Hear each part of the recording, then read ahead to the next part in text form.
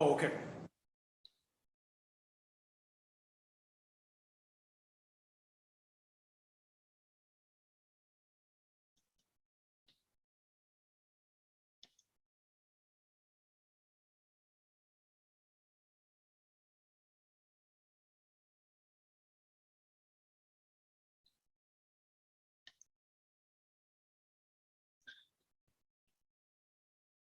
Okay, Mayor, we are live. Great, thank you. So today is October 27th, 2021. The time is 6:10 p.m. and I am calling to order the Baldwin Park City Council and Planning Commission Special Joint Meeting. City Clerk, can I get a roll call?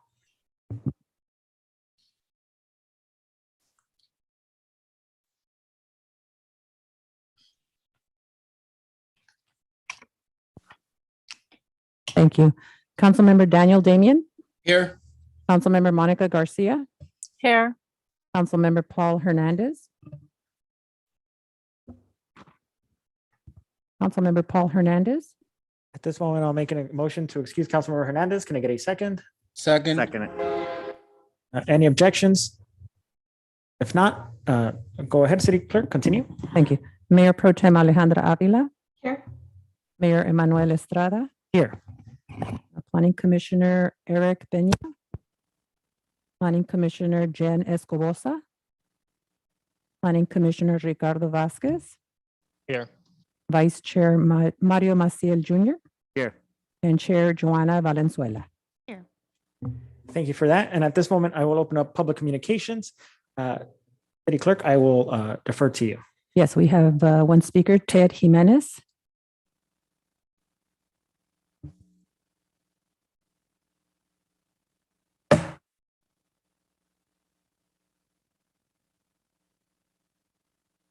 Good evening, Mayor, Mayor Pro Tem, council members, and commissioners.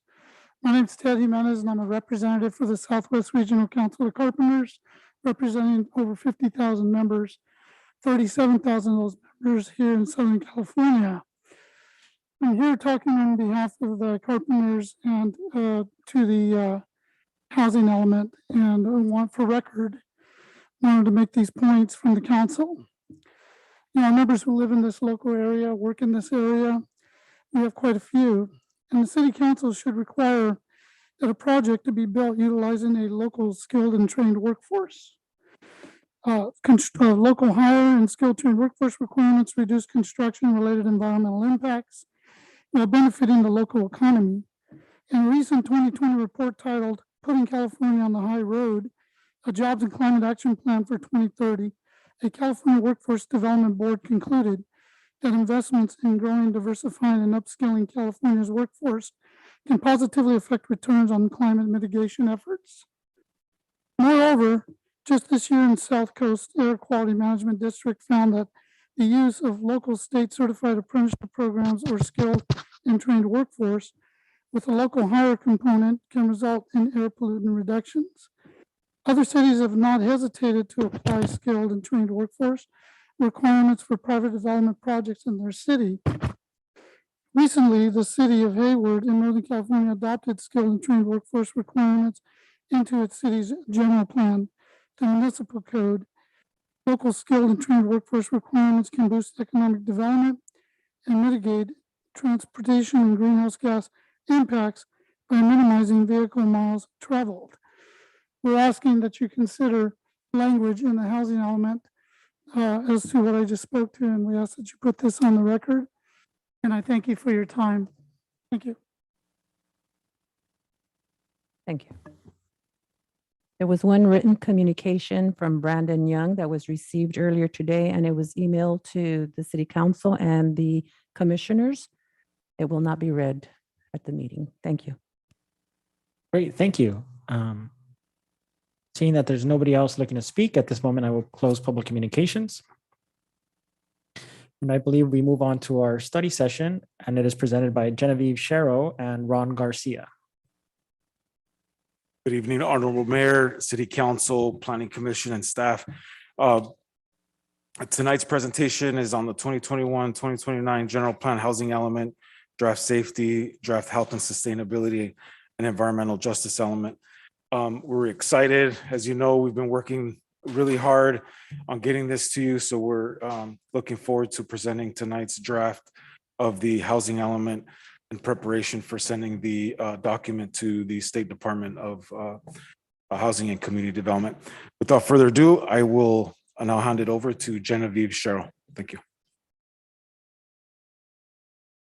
Thank you, Ron, and good evening, Mayor and City Council and Commissioners.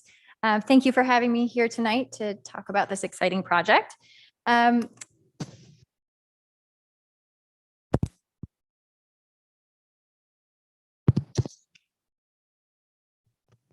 slide. Oh, I'm not controlling? Oh, gotcha. Okay, thank you. So tonight we'd like to talk about just kind of how we got here today, all of the process that we've gone to date. I know we have new planning commissioners, so please feel free to ask questions at the end if anything isn't clear, but I'll try and provide a bit of context for you as well. So I'll give a bit of the process to date, where we got to and how we got here today. And then I'd like to talk to you about 4 different documents tonight: the housing element, a little bit about the downtown specific plan, the environmental justice element, and the safety element tonight, and then talk through next steps. Next slide, please. And we'll just skip to the next slide. So on the process overview, so the project to update the housing and the safety and the city's existing health and sustainability element began back in August of 2020, about a year ago. Next slide. So between that point and May of this year, we did significant technical analysis and outreach to the community. So 2 community workshops were held along with bilingual surveys. The first workshop was held in December of 2020 to focus on housing needs and issues in the community. And we also had a community workshop in spring of this year to focus on environmental justice. And both of those workshops were paralleled with surveys that were distributed online for folks to kind of replicate the workshop. So if you weren't able to attend the workshop, you could respond with feedback to the community, or feedback to us through those survey options. So in January of this year, we also held our first study session with the Planning Commission and City Council to talk about the housing element process, introduce the update, and get some preliminary feedback from decision makers. Next slide. So since then, we've had 2 more study sessions with the City Council in June and most recently in August to discuss options for housing, especially in the downtown, but elsewhere in the community as well. So these study sessions have been really, really helpful to help us refine the housing policies and develop the draft housing element that's out for public review right now. Next slide. So these public review draft elements on the housing, environmental justice, and safety elements have been available for the month of October to the public for their review. We sent invitations to comment on these drafts to a huge long list of local stakeholders, including service providers in the community, as well as posting to social media on the city's Facebook page and try to encourage folks to participate and give feedback on these draft documents. And this opportunity is another one tonight to get feedback from decision makers as well as the public about these draft documents. Next slide. So into the housing element. Next slide. First, just a really broad overview of what a general plan is. So the 3 elements of the general plan that we're talking about, housing, environmental justice, and safety, are 3 chapters of the general plan. And the general plan is a really high-level policy document that guides decision-making for the community. It's intended to be quite long-range in scope, generally about 20 years, although the housing element has a little bit of a different time frame. And it's intended to guide the city in decision-making and be a blueprint for the future. Next slide. So the housing element is a pretty unique component of the general plan. It is one of the state required elements or chapters of the general plan, but it is the only one that requires review and so-called certification from a state agency, and that is the HCD. I'll try and keep the alphabet soup to a minimum, but the California Housing and Community Development Department. So HCD takes a really careful look at every jurisdiction's housing element throughout the state to make sure that it is compliant with state law. So in addition to that, housing elements have a different time frame. So there's an 8-year time frame. This current housing element is technically due to be updated October 15th, 2021. And when we talked last time, we talked about the fact that there was a penalty for not adopting on time within 120 days of that October date. So that's February. That penalty has since gone away with new legislation signed by the governor last month. So there is no more 4-year penalty anymore. The penalty is now linked to any required rezoning in order to accommodate the RHNA, one more alphabet soup. And that is the regional housing needs allocation, which we'll talk about in a little bit. So that change is a nuance. It takes the rush off a little bit, but we're nearing the end and the completion here regardless. So that one other thing I wanted to note is that without a state certified housing element, cities do face potential litigation. It is one of the most litigated sections of the general plan, ineligibility to qualify for funding and grants, and there can be future penalties in subsequent housing element cycles. State law also links updates to other components of the general plan to the housing element because it has this periodic update schedule. So that is why we are looking at these updates to address safety and environmental justice in the general plan. Next slide. So one of the other reasons that the housing element is really unique is that it is just as much as it is a local policy document, it is also kind of a contract with the state to comply with state law. So the state has indicated this legislative intent that housing is of vital statewide importance, and it is the responsibility of local and state government to make sure that there are opportunities for housing at all different income levels in the community. Next slide. So if you look at the housing element, there are a few new programs that I just wanted to kind of bring your attention to. These are policies that will further those housing goals to provide different opportunities for folks in the community. One of those is to consider an inclusionary housing ordinance. And this has been discussed with decision makers and directed to look at this as an opportunity to provide more options for affordable housing as new market rate development comes in, to require a portion of those to be available to to lower income households. There's also a number of programs that are generally intended to comply with state law that will require some tweaks to the zoning code. One of those is some minor revisions to the mixed use 2 zone in the zoning code to look at where commercial is required as part of mixed use developments, and to also allow for a certain density on those projects that previously it was linked to the lot size, and now it would allow 30 units to the acre on any lot size in that area. And that's a requirement of state law. The zoning code updates also include a new program to adopt objective design standards. So this is a process to go back through the zoning code and make sure that there's no subjectivity in the zoning code, so that the process to develop housing is abundantly clear to developers and decision makers and folks in the planning department who are reviewing applications. And this is consistent with the Housing Accountability Act requirements.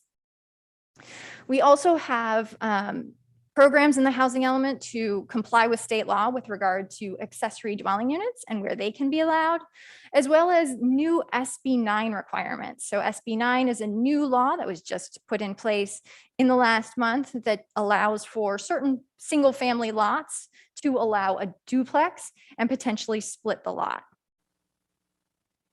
We also have a requirement or a program in the housing element to take a look at the zoning code's requirements for minimum unit size that exist today and either eliminate those or reduce those to allow more affordability by design. So smaller units tend to be more affordable, and we don't want to preclude those from developing because of a standard in our code. We also have some new programs to further facilitate supportive housing, which is housing that has services for folks who live there on site, and transitional housing, which is a transitional housing for folks who were formerly homeless. And these are required to be allowed by right in zones. And so we have a requirement in the housing element to make sure that that's implemented. There's also a program to kind of further along the good work that the city's already doing to address homelessness through the tiny homes program that's underway, and the hotel and motel conversions, and working together with the Tri-City Collaborative to continue that good collaboration. In addition, there's low barrier navigation centers. These are a type of shelter that state law now requires to be allowed by right in mixed use and commercial zones. So that's another change to the zoning code as well. Next slide. So one of the other key components of the housing element is that RHNA, or the Regional Housing Needs Allocation. So the RHNA is it's a number of units. It's a target housing construction goal for each community. And the state agency, HCD, identifies kind of the whole need for Southern California. And then the Southern California regional government allocates that out to each individual jurisdiction. In Southern California, the need has been identified for 1.3 million new housing units over the next 8 years. The methodology then directs it down to the local jurisdiction, and that allocation for Baldwin Park has been identified as 2,001 units over the next 8 years. Next slide. So one of the key ways that the RHNA will be met is through the downtown Baldwin Park specific plan. Next slide. So the downtown specific plan was adopted back in 2016 to really create a kind of vision for the downtown. And this 2021 update will do a few things. As directed by council, it will increase the maximum density from 30 to 40 units to the acre. So allow for a modest increase in density to allow for certain types of housing to develop within the district. It expands some of the boundaries to allow for some more flexible type housing on the edges of downtown. It keeps maximum building height at 4 stories. However, there's no change associated there. And this, the revisions to the downtown Baldwin Park specific plan would also allow drive-through, not housing, but drive-throughs. Just a note that that's also a change that's incorporated. So with these changes, and especially with the increase in density, we are able to meet the RHNA. Without that change in density, we would not be able to meet the RHNA without kind of more thought about where those sites could be met throughout town with other types of changes. So with these changes to the downtown specific plan, we are able to meet the state mandated RHNA. Next slide. So as I said, we can meet the RHNA. There are opportunities throughout the downtown, but also in other areas of town to meet the RHNA that we identify in the housing element. In R1 zones, there's a few vacant lots, not many, but there are a few. We have some R3 zones that have potential to increase capacity. We also, on religious institutions, there's a state law that allows for housing to be built on parking lots of churches and other places of worship. So we've identified those as well as potential sites for housing in the community. Next slide. So the update to the housing element also triggers this new state law requirement. Next slide. So this is to incorporate environmental justice into the general plan. So environmental justice is defined as the fair treatment and meaningful involvement of all people, regardless of race, color, national origin, or income, with respect to the environmental regulations and policies in place in a community. So this means that for fair treatment, no group should bear a disproportionate burden of negative environmental consequences resulting from governmental decisions and commercial operations and policies. So environmental justice seeks to correct some of these existing conditions and inequities with regard to pollution and health outcomes. So consistent with this new law, the city has an existing health and sustainability element. So the city was very proactive back in 2014 in addressing a lot of these issues in the community and adopted a health and sustainability element to really get right at this issue. So you're ahead of the curve there, which is great. And so this update really refines some of those policies and builds on the good work that's already being done. Next slide. So with an environmental justice lens, mapping can reveal areas that are disproportionately affected by pollution and other hazards that can then lead to negative health effects. This can be through pollution in air, water, or in the ground. So many of these areas are often located near freeways or near industrial areas. These areas also, though, in order to qualify for the state definition of where we're kind of looking at environmental justice needs, they also have to have higher populations of folks that are lower income. So these folks are also often sensitive populations with regard to health concerns, high risks of chronic health disease like asthma or heart disease. So the darkest orange areas on the map here, these are areas where these neighborhoods are scoring in the 95th percentile when you compare to neighborhoods throughout the state for these kinds of conditions. So that's to say that these neighborhoods are faring worse than 95% of neighborhoods throughout the state.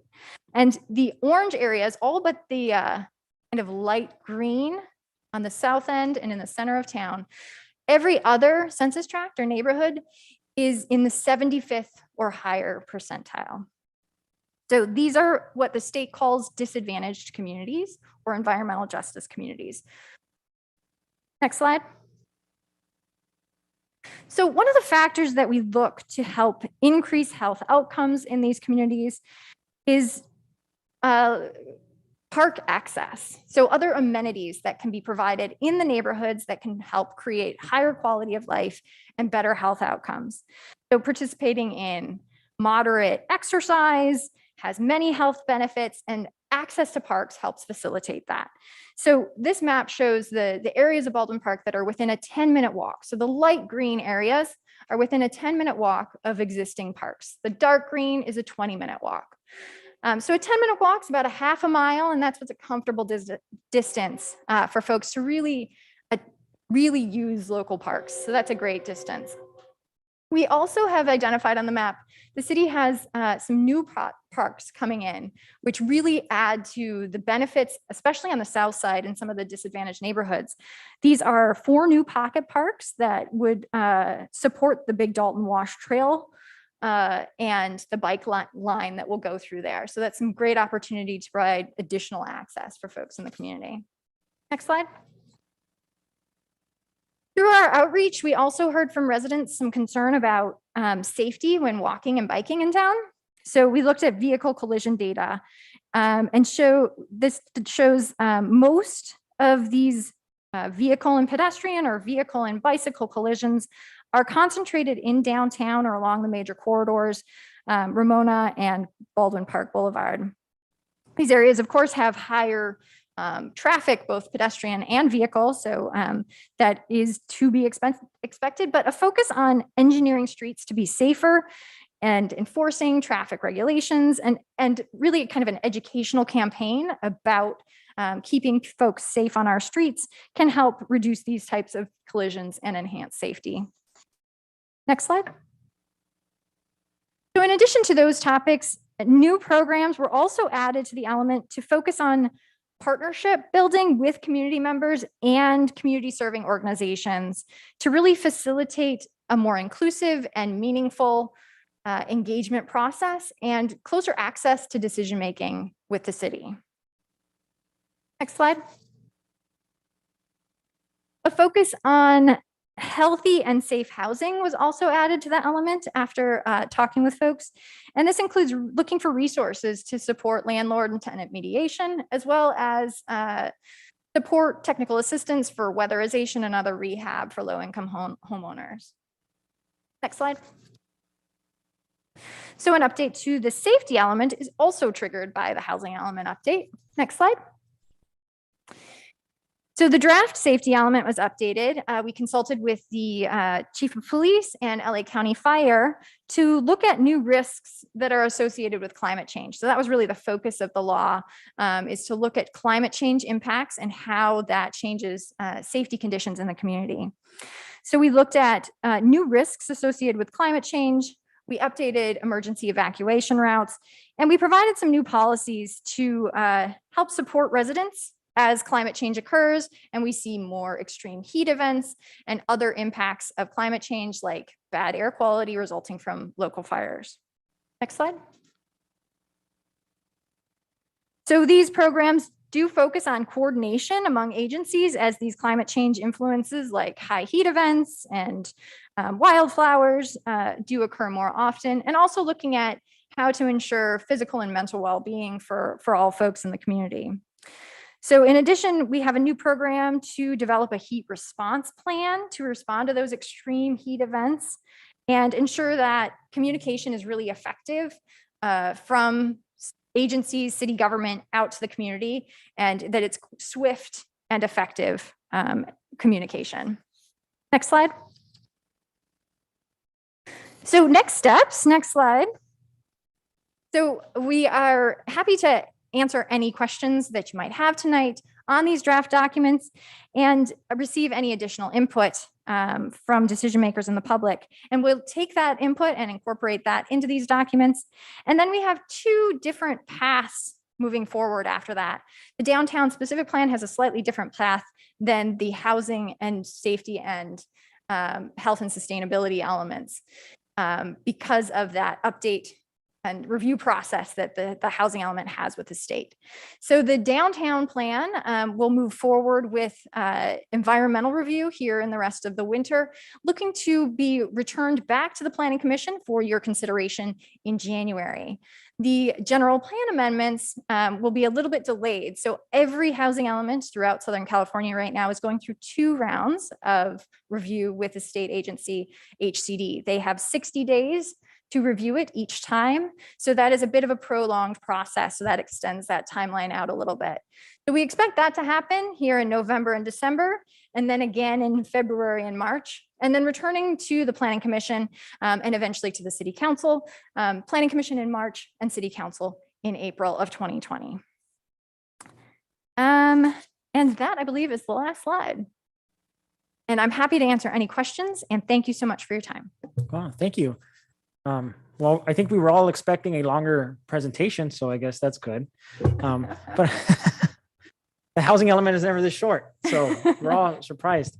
But thank you for that presentation. I just wanted to ask if you could share that PowerPoint with us, because I think there's a lot of important information there, especially regarding our accessibility to the parks. And then you mentioned a lot about the freeway area and how it all works and the 95%. So just asking if you could share that with us. And then if any other council members or staff or commissioners have any questions, you can go ahead. Mayor? Yes, go ahead. It's Councilmember Monica Garcia. I'm sorry that I'm not present at the meeting, but I do want to thank Genevieve and all of our staff for the hard work leading up to tonight. I know that there are a couple of iterations, and I certainly appreciate all the work that you've done, and your input and your responsiveness to our questions and feedback. So thank you. I have a couple of questions. One with regard to where did we land on the non-conforming legal uses? And second, I'd like to know where we stand as a city with regard to the disadvantaged communities. Where do we fall in terms of the percentage? Thank you. So for the non-conforming uses, could you clarify your question on that one? Or Ron, I think, might have a response to that one. Probably. Yes, Councilmember Garcia. So in where we left off with the non-conforming section of the downtown specific plan, essentially any uses that are non-conforming are allowed to increase to a specific percentage, not a large percentage, and be able to continue operations as they please for that period of time. Once it exceeds a threshold, they would have to comply with the requirements of the downtown specific plan, which is a pretty typical requirement when you're dealing with nonconformities, not only in specific plans, but in general areas throughout the city. Okay, Ron, so did we go up to 50%? 50, hold on one sec. Let me just pull that up. Okay.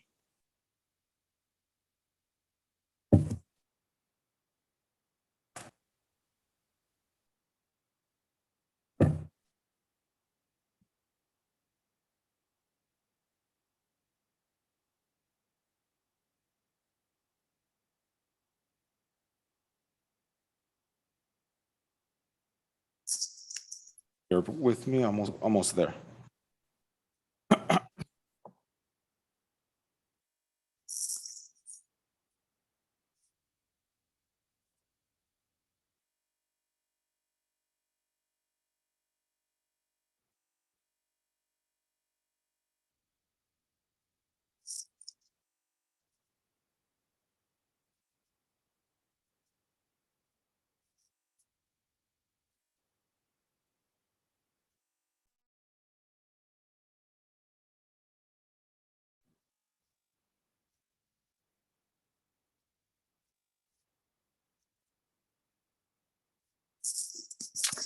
Maybe while you look for Yes, that hold on. information. Oh, go ahead.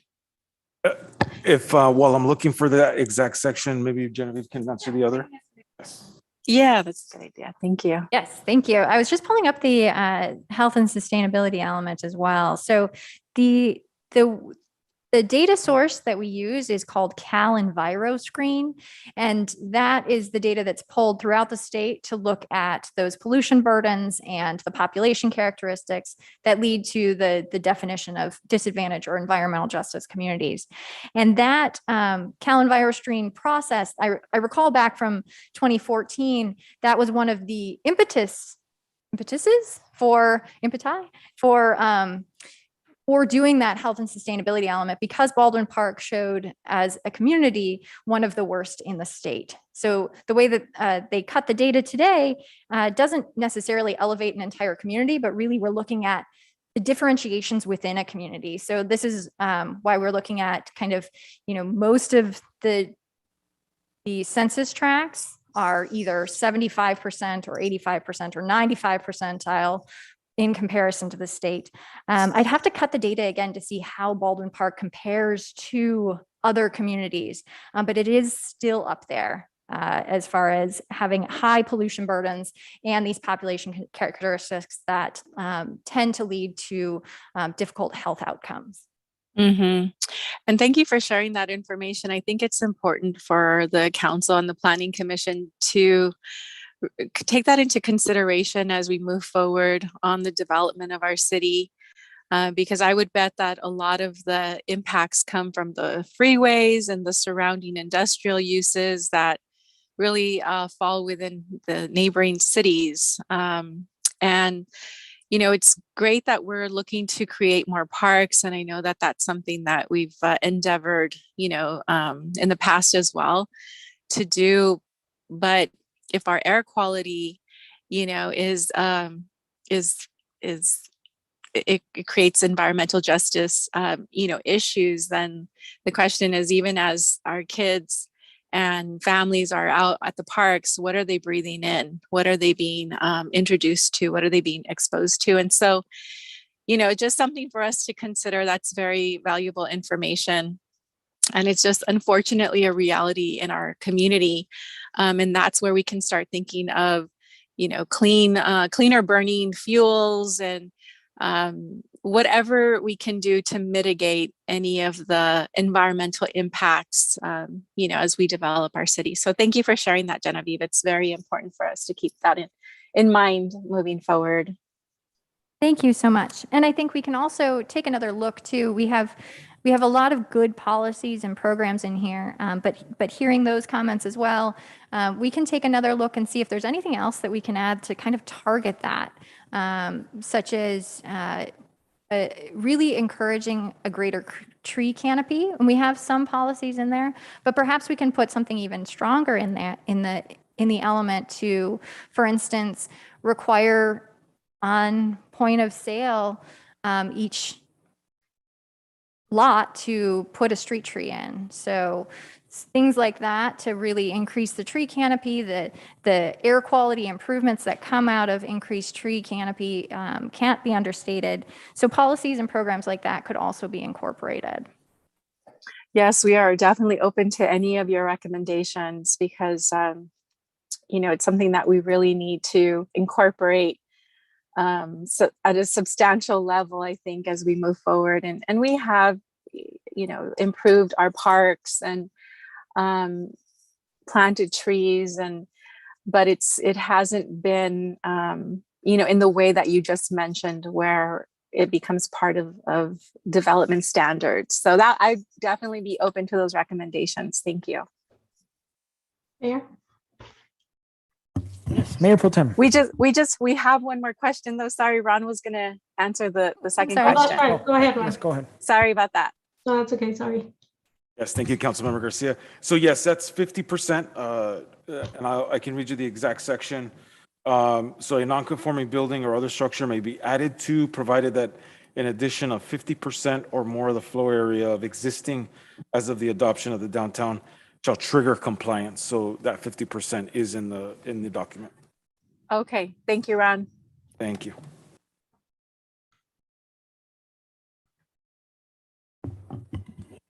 Mayor? Yes, Mayor Pro Tem. Yes, good afternoon, everybody. And thank you, Genevieve. Thank you, Ron, for this great presentation and all the staff that has been involved. I believe it's the first time I see that map with the disadvantaged community. Can you put that map back on, please? That's very concerning.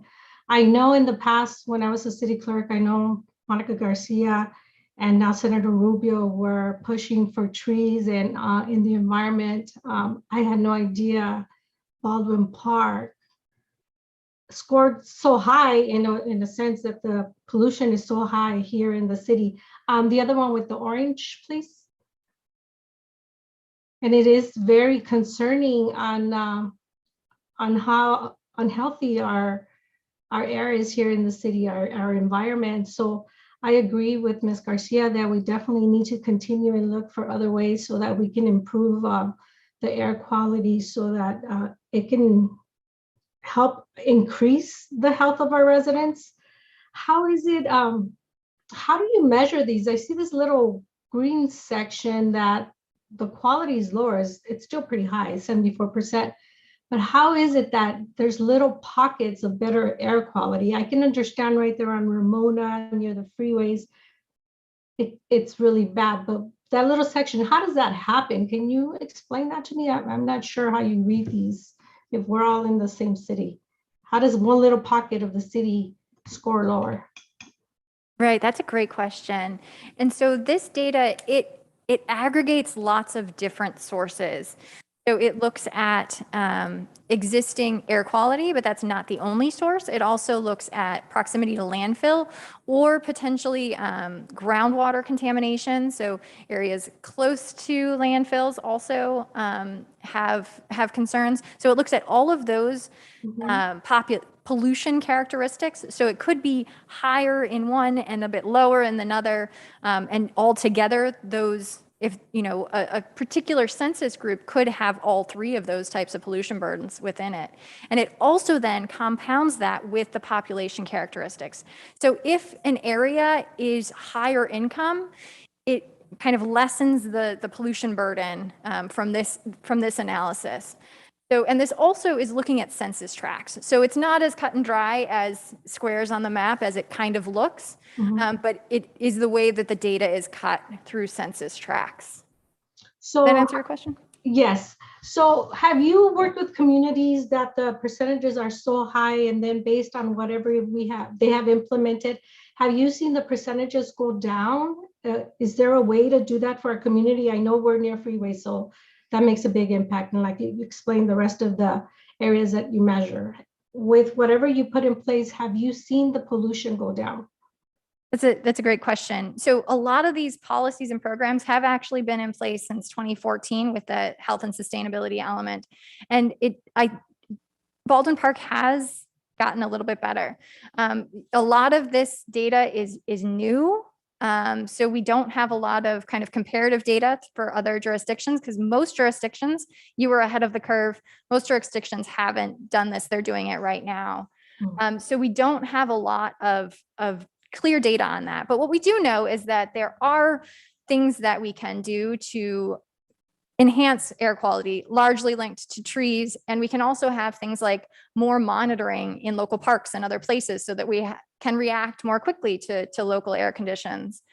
We also know that there are better health outcomes that come with encouraging folks to be more active. So a lot of the policies that are in place through the downtown specific plan and other things that really create a complete streets atmosphere for folks to walk and bike easily throughout the community. These are things that we kind of know that can have better health outcomes and can contribute to creating a more healthy environment for Baldwin Park. Okay. Well, it's obvious that the whole city, we need to increase a healthier Baldwin Park. But I'm very concerned about the darker orange. I'm concerned about all of Baldwin Park, but the darker orange, it gives us a better idea of the areas that need to be looked at immediately so that we can continue the progress and hopefully increase the healthy living for our residents. This is very helpful. Thank you. I really appreciate it, Genevieve. Thank you. All right, I have a quick question. You mentioned that most regions in California have not yet reported. And so would it be fair to say that while that map represents that some areas are higher or more disadvantaged in terms of health outcomes than others, that's only based on the limited regions that have reported to California? So then my question is, would we expect that number to change once everybody else catches up? That's a good question. And I think I wasn't clear in how I was framing that before. It's not, so this data and the mapping exercise is available for every region of California. So down to the census tract, it is all mapped. Most cities haven't put in place the environmental justice element to try to address those. So that change or that improvement hasn't really been quantified at a statewide level.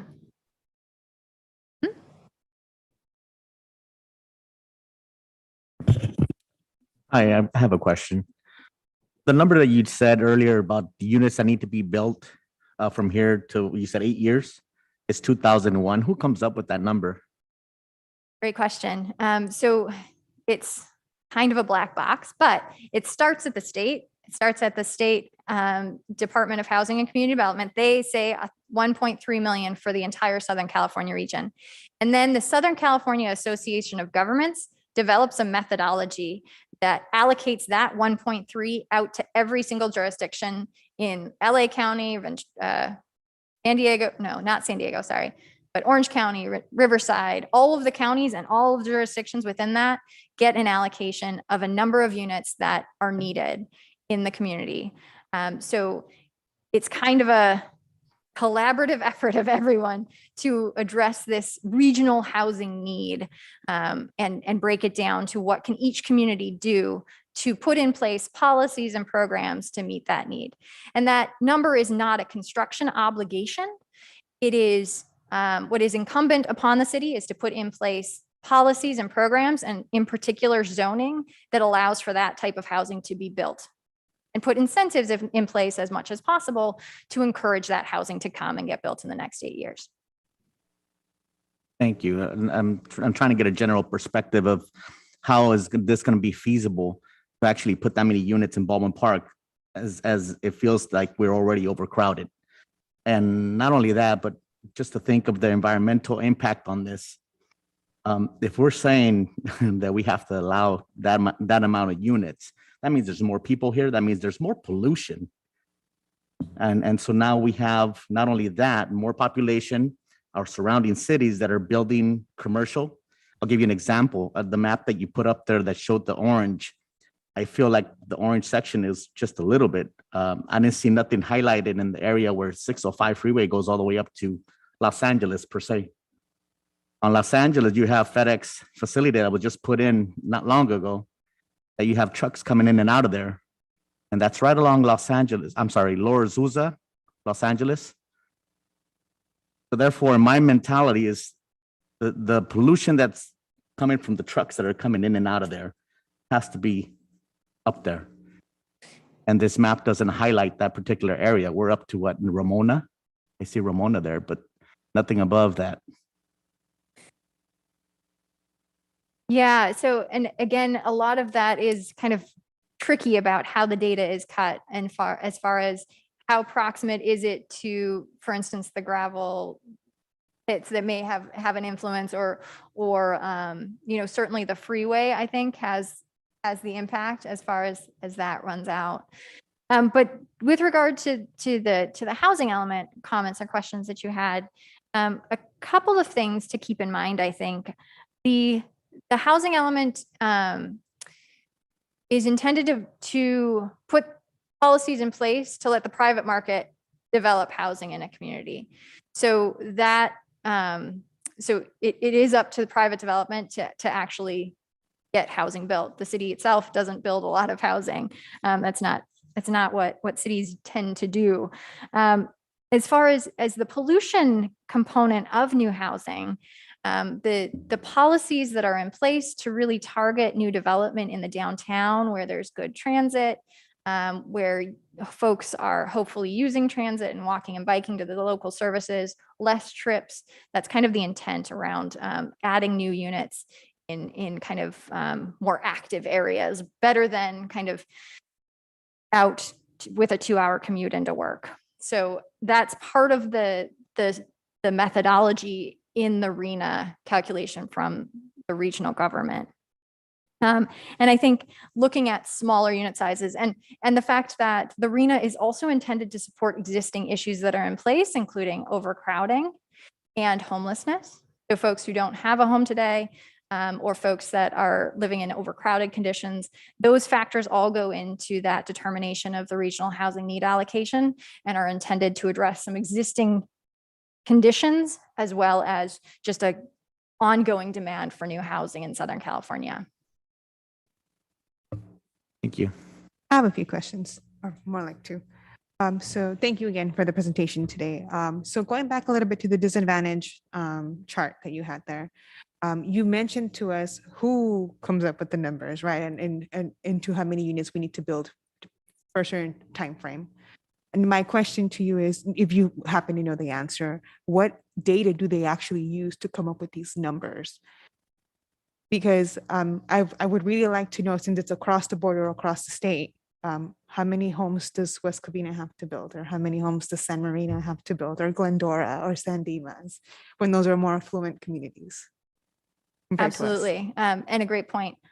So there is a methodology that is linked to where better services and transit are. So again, trying not to put too much housing out in green field, undeveloped land that doesn't have infrastructure that will require a lot of in-community. And this is a change from previous housing element cycles. Here, this time, they're really looking at trying to develop that methodology to do that.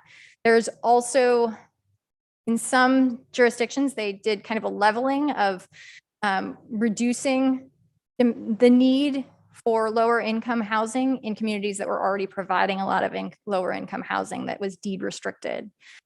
So there was a bit of a leveling, but across the board, the numbers were very high throughout Southern California, and now in the Bay Area as well. Legislation changed as far as how the RHNA will be kind of identified by the state, and so the numbers are very large because they are considering existing conditions that are being exacerbated.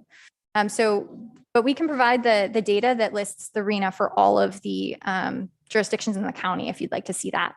That'd be great, actually. Just because I was wondering if they were using the amount of homeless people that are also lingering around the different communities that also makes up this number that they're asking per units per city.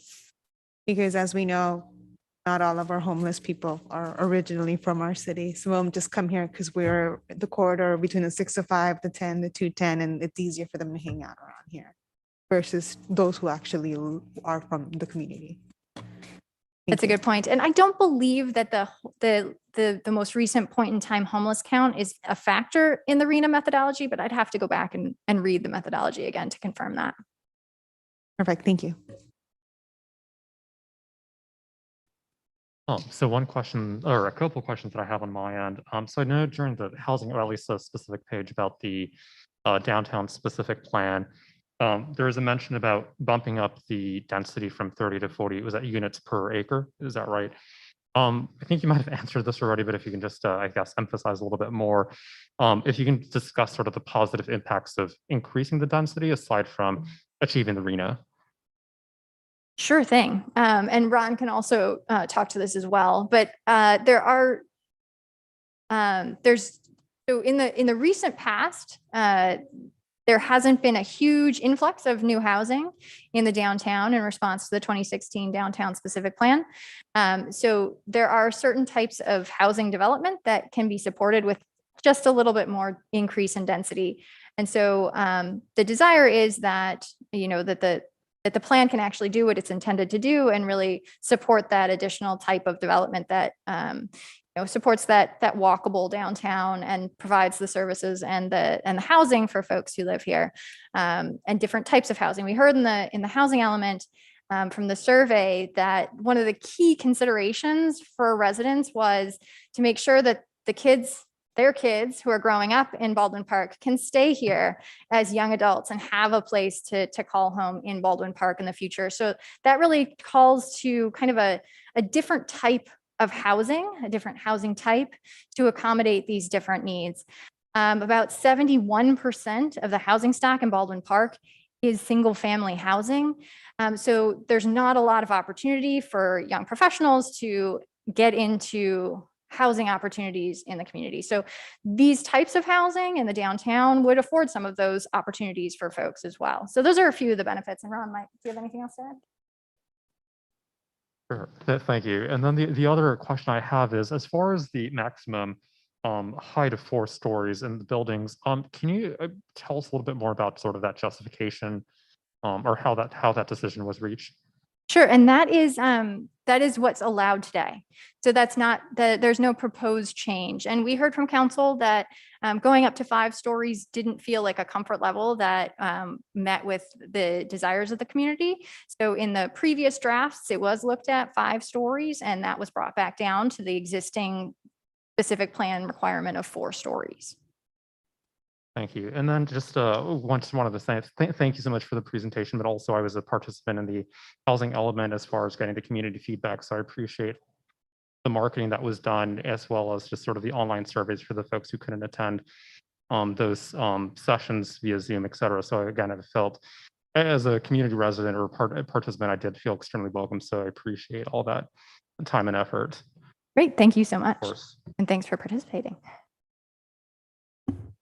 Great, thank you. So just double checking real quick, if any other council members have any questions or concerns, or any other commissioners. It seems like everybody had a chance to ask some questions. So I have one last question. Sorry, Mayor. Yes, go ahead. As far as the studies that were made, what was the outcome on that? What was the feedback you guys got from that? And only because I think I heard you say you guys had one in December of 2020, and we're in a pandemic still, and I'm trying to figure out. Yes, so that's one of the reasons we had those parallel surveys to really bolster that participation. So the meeting that we had back in December, we didn't have a huge turnout. Historically, Baldwin Park hasn't had a huge turnout for engagement. Back in the health and sustainability element, we were able to really draw up a lot of support by being out front in front of the fair and having people weigh in. So looking for those events, it was definitely a challenge this time because of COVID and the fact that we were all virtual during the times that we needed to do this in order to meet these state deadlines. So we did have 110 respondents to the housing survey, and I think it was 123 respondents to the environmental justice survey. So if we kind of think about just traditional old school public engagement of having folks show up for a meeting and thinking 20 people is great, we got one benefit of the virtual parallel is that we got way more insight from a broader spectrum of folks than those who are usually able to attend a meeting on whatever night it is. So that's kind of the level of input that we got. Okay. And the last question I have is in regards to there not being any fines put among us. But you said it was put towards RHNA. So there is not a construction obligation. So there's no penalty. I think what you're referring to is that there's no penalty for missing the adoption date. Right. So we're not fined for that, but there is potential for the Attorney General to sue you and fine you if it's found that the housing element does not comply with state law. And that includes showing that you can meet the RHNA. Okay. Thank you. Great, thank you. So I think this is the end of our presentation and our Q&A. I believe we do have a Councilmember Damian requested we go into a closed session after this, but we are currently waiting on our city attorney. So I think we can recess instead of closing the meeting for 25 minutes. And then I guess this gives also time for everybody to clear out the room, and then we can go from there. So thank you, commissioners, for being here today. I believe this is our first joint meeting with the new commission. So very nice. I think you guys got very lucky because normally our housing element goes on pretty long, but it just seems like this was just a review. So I think we all prepped, we were talking about it. We all prepped. So, but yeah, so, thank you all of you for the work. And I know it's been a long discussion. So I'm looking forward to it. And, we'll keep working with our commissioners. So once again, thank you everybody for being here. And then we'll just take a small recess until our city attorney arrives. Thank you, Mayor. Thank you, commissioners.